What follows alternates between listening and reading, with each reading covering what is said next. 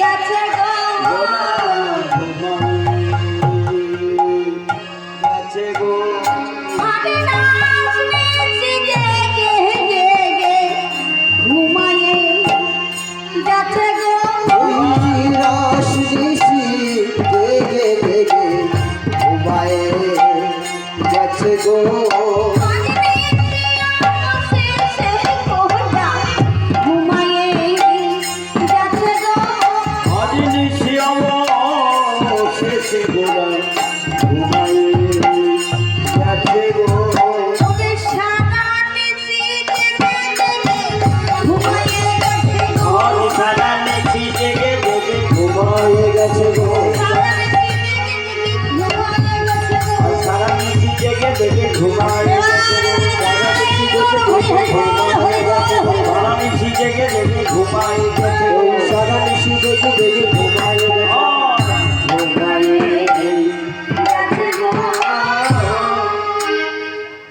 সারা নিশি রাস নৃত্য করেছেন কোথায়?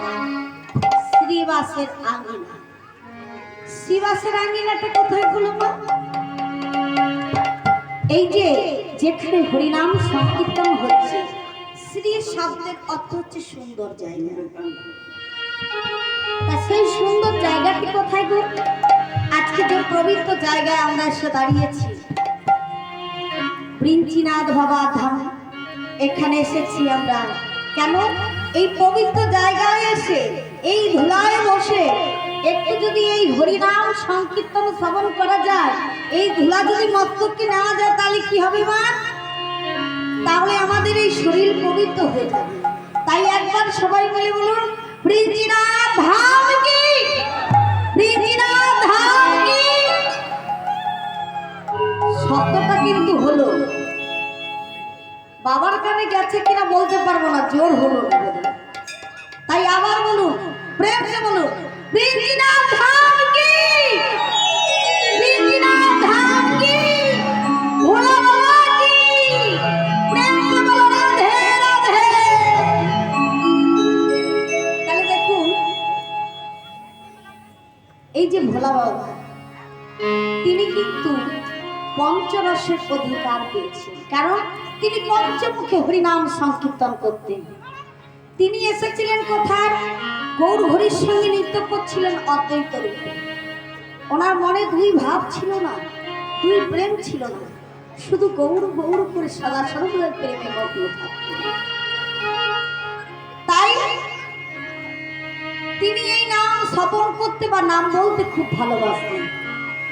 কৈলাস পর্বতে তিনি পঞ্চমুখে নাম শ্রবণ করেছেন, পঞ্চমুখে নাম বলেছেন জয় রাধেশ্যাম।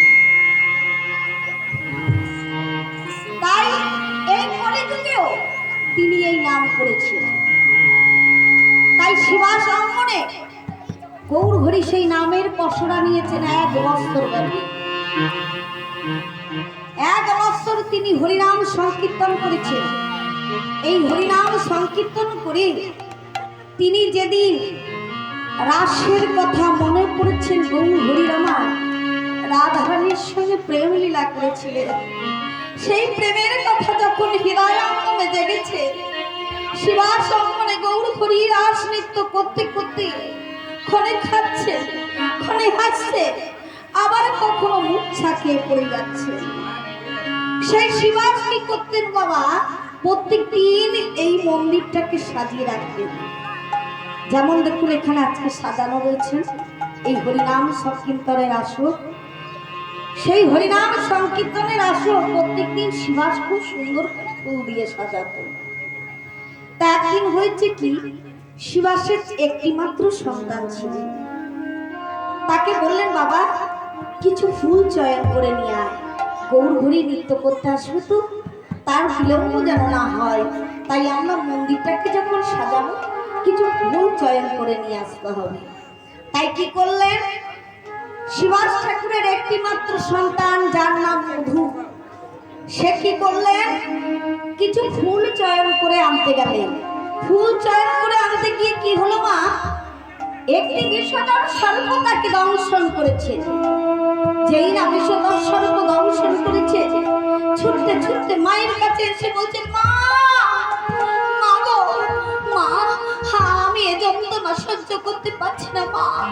দেখো দেখো একটি বিশ্বদর সর্বময় দংশন করেছে মা।